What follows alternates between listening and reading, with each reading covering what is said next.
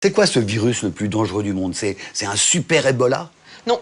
Non, c'est ni Ebola, ni le virus responsable de la fièvre de Marbourg ou d'autres maladies dont on entend parler, qui sont des maladies terribles, avec des virus épouvantables. Celui-ci, c'est un virus qui est plus simple, a priori. C'est le virus de la grippe. La grippe, c'est banal, la grippe. Oui, je vous vois sceptique, mais la grippe, ça a quand même provoqué des ravages en 1918. La grippe espagnole, on le sait, a tué des millions et des dizaines de millions de personnes dans le monde. Et puis, chaque année, c'est un virus qui revient et qui a de grandes facilités à infecter les êtres humains. C'est un peu genre grippe aviaire?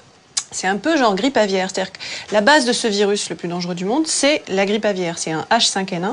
Et dans ce virus-là, les chercheurs sont intervenus, ils ont modifié son patrimoine génétique pour lui permettre d'infecter plus facilement les humains. La grippe aviaire, comme le nom l'indique, c'est un virus de la grippe pour les oiseaux. Il passe facilement d'un oiseau à un autre. Mais chez nous, c'est difficile d'attraper la grippe aviaire. Il faut vraiment côtoyer beaucoup le virus. Et celui que vous avez vu, là, il passe facilement? Ben voilà, on l'a manipulé. Il a été manipulé pour pouvoir être transmis facilement aux humains. Alors, pour l'instant, aucun humain n'a été infecté par le virus de la grippe aviaire, qui pourrait donc cumuler une mortalité extrêmement importante. La létalité du virus est monstrueuse. Et une énorme contagiosité, ces deux réunis-là. Pour l'instant, aucun humain n'a été contaminé. Mais ce qu'on sait, c'est que désormais, des petits animaux qu'on appelle les furets, qui sont utilisés en laboratoire, c'est des modèles animaux.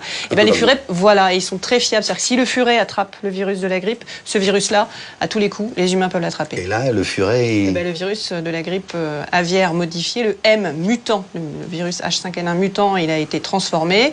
Les furets peuvent l'attraper et ça leur réussit pas du tout. Donc s'il est en liberté, ce virus, c'est très méchant. S'il était en liberté, ce serait la catastrophe. Ça se passe où, ça? Ça se passe aux États-Unis, à quelques heures de route de Chicago, dans un laboratoire. Mais super protégé. Un laboratoire qui est bien protégé, qui est un laboratoire de niveau de sécurité P3.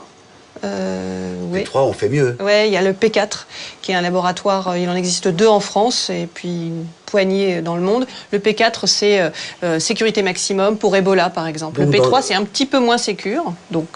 Demain matin, peut-être une petite fuite dans le laboratoire P3 aux États-Unis et boum. C'est peu probable quand même, parce que ça reste des laboratoires qui sont bien sécurisés.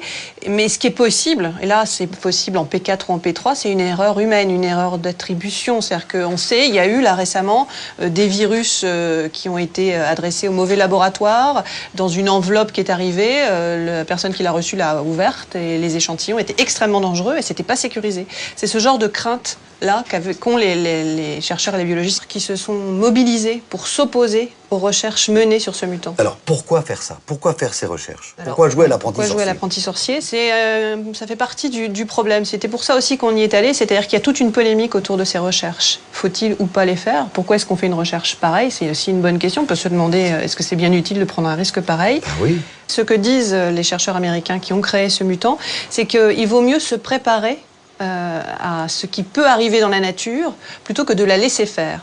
Leur idée, c'est de dire nous allons voir quelles sont les mutations nécessaires pour que ce virus de la grippe aviaire devienne très contagieux pour les humains. Et puis on va se préparer, on va essayer de trouver des parades.